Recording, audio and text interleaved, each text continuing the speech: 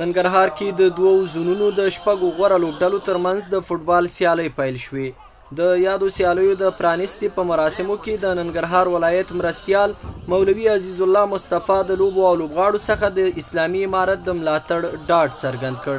نوموړي په خپلو خبرو کې وویل چې د اسلامي امارت په حاکمېدو د ورزش په ټولو برخو کې پرمختګ اسلامي امارت د چارواکو د پاملرنې او ملاتړ پایله ده.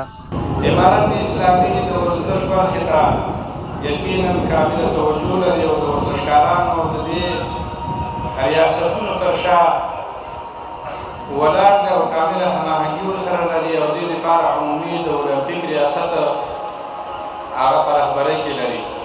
د ننګرهار فوټبال فدراسیون مسؤل احمد الله صافی وایي دغه سیالۍ د ننګرهار، نورستان، لغمان، میدان وردګ، پکتیا او خوست لوبډلو ترمنځ ترسره کیږي چې 10 ورځې به دوام وکړي. نوموړي زیاته کړه چې د یادو سیالیو اتله لوبډله به د اتلانو جام بل پړاو ته لاره پیدا کړي.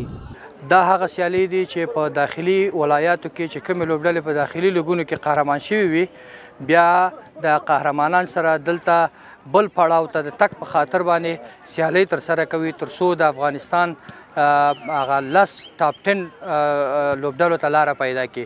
دا یو سلسله ده، د 3 پړاو دي چې د لومړی پړاو دی دې کې به یو ټیم قهرمان کیږي، بیا دوم پړاو ته ځي، په هغې کې بیا 2 ټیمونه 10 غورو لوبډلو ته لاره پیدا کوي چې هلته 12 لوبډلې شي.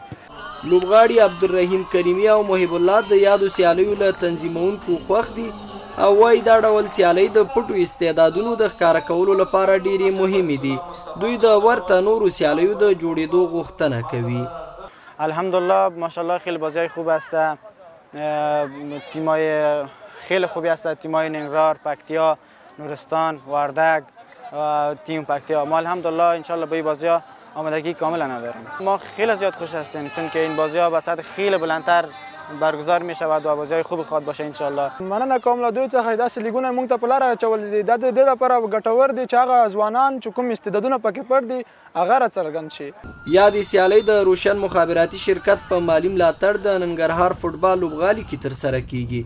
د دغو سیالیو اتلولي تیر کال ننګرهار فوټبال لوبډلې ګټلې وه.